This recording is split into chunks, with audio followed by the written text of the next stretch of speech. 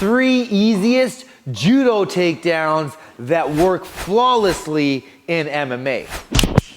Okay, so the first one is an offensive takedown. This is gonna happen on the wall when you have your opponent's back on the fence and they really try to lean on that fence to stop you from taking them down. This is super annoying problem, so we're gonna help you solve it. We're gonna show this in 2 iterations. First one is from in front of the guy. Okay, so I have a body lock. I've got 2 arms under like this. I've got double underhooks and he's leaning on the fence, which is super annoying, but it gives me a lot of ability to exploit that because I can get behind his legs. First thing we need to talk about is the top of the triangle. Judo is obsessed with the top of the triangle, 1 foot, 2 foot. Okay, that's the base of the triangle, and then the third point would be right there. Okay, that's where you're gonna put your base leg. I'm here, I gotta put my base leg, boom, right on the top of that triangle. Now I'm gonna turn my chest towards him and I'm gonna use my other foot, my attacking leg, to hook around behind his leg. Now I'm gonna make that leg light. If the leg is really heavy and his weight is on it, I'm not budging that thing. But I can use my arms to just whoosh, pull him this way a little bit. And now I can pull that right off the floor. Once it's off the floor, I'm gonna shift his weight back that direction, turning him and right to his back. Quite easy. Now, it's really important that we make sure the leg stays in contact for as long as possible. My inside leg, what is gonna be my base leg, my outside leg is my attacker. Base leg goes here, attacking leg goes here. Don't put it up here right behind the knee, okay, because when I pull, you can see how his knee just bends and he doesn't go down. I wanna pull the foot off of the floor, and that is the easiest to do at the end of the lever. Think of like a calf to calf, ankle to ankle type configuration. Okay, and like I was saying, shift the weight onto the other leg so I can pick that up off the floor. Now twist them back that direction and maintain the tension here. My upper body goes down, my lower body goes back. Okay, so I'm able to keep that leg off the floor. And now this is gonna allow me to pass into like a 3/4 mount type position. Boom, boom, boom, bang, damage time.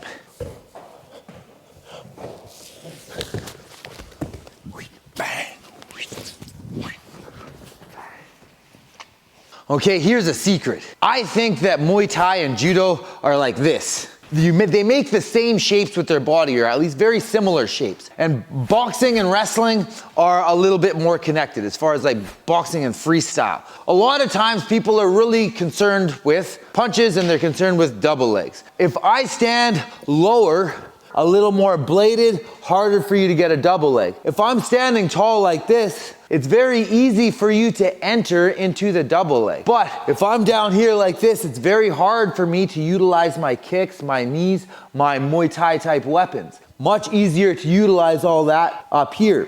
But the double leg, how do you shut down double leg if you have a Muay Thai type stance? Sumageshi. I want them to shoot in so I can drape over and throw. Right? If I'm like this, it's really hard to use Sumageshi because I don't have as much potential energy. If he's on a double leg, right? I'm standing tall, he comes in, he shoots, and he's gonna be driving me forward. What I wanna do is I wanna wrap him up, drape over him, and use his momentum against him. From here, I'm gonna wrap up his head and his arm, grab my hands together, boom. Now when I do that, I don't wanna be like this. If I try to do that, while maintaining a very tall shape, it's gonna be easy for him to continue his drive and I don't have the same amount of energy to use. Okay, I wanna go like this and like this. And now when he starts driving me, I'm gonna drop my hip under him, come up and start driving. I'm gonna roll back and I'm gonna use my base leg to bridge off the ground and my attacking leg up the middle to kick him over, ending in this position. Now I didn't do this with the back roll so you guys could see exactly what I'm doing, but I use the momentum to back roll on top. And now, not only am I in the mount position, but I have a head and arm guillotine that I can finish as a head and arm or turn it into a high elbow and it's over, fight finished.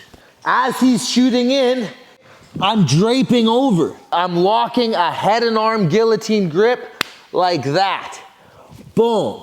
and now he continues to come up and drive. I'm gonna bend his head down and drop under, okay?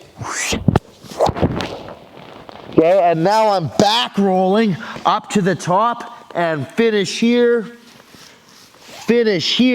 or if you like to ground and pound, here's a little trick. I keep tension on his head. He's worried about the guillotine right now. Keep tension on his head and then just let it slip out really slowly. As it does slip out, I push it down, right? This is gonna give you a lot of separation and he won't expect it to happen quickly. Bang!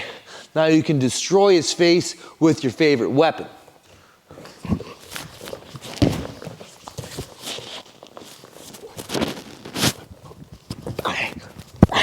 Oh, don't forget, 12 to 6 is legal now. Over. Okay, this last one is a little trickier, but it is really, really sick. And some of you will probably recognize it from something quite similar to what Islam and Khabib do in body lock on the wall, defensively, okay? So now my back is on the fence, okay? And the guy gets a body lock. He's got a body lock. He wants to go behind me, but I have my whizzer, okay? If I don't put this whizzer in, he's gonna do that, okay? Don't do that. That's the dumbest thing you could do. Keep your whizzer, okay? And now your secondary arm is just gonna go and block the tricep, okay? Now I need to give him a little off balance, a little push.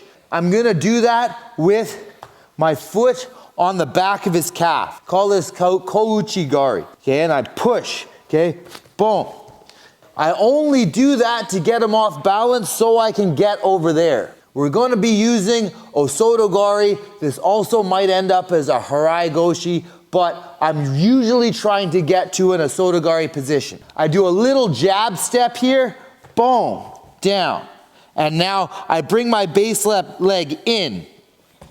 I pull him up and I reach this leg over to here. Okay, and now I'm gonna hop that base leg out to here.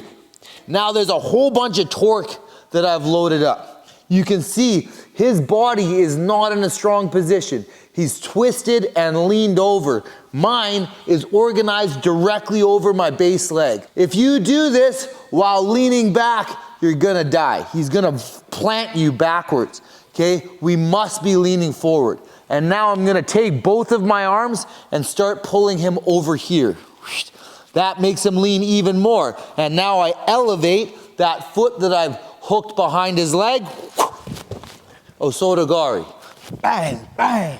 So again, he's got the body lock. I get the whizzer, tricep grip. I bring my base leg a little closer so I can jab kouchigari. You can see it makes him stumble a little bit. He may move back completely, he may not. Now, I bring my base leg even closer to that top of the triangle and my attacking leg goes out and around. You can see that when I do this, I'm not like this. I don't want to do that. I'm gonna get launched that way, okay?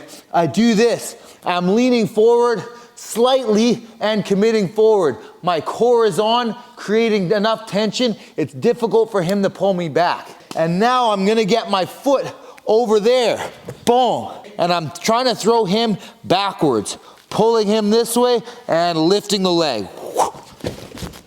Okay, just so you don't kill your training partners when you're doing this in the gym, it's really handy to use this arm after you've thrown the whizzer side to post on the ground.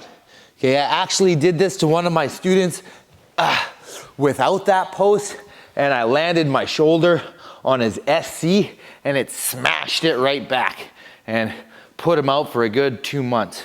So if you have students and you're doing this on them, post your hand. If you're doing this in the gym, post your hand. If you're not doing this in the gym, cool thing about judo is one good throw can finish a fight. That's why they make it an ippon. They rate it so highly, 4 points for one throw in judo, because if that was on concrete, they're dead. Whizzer, tricep grip.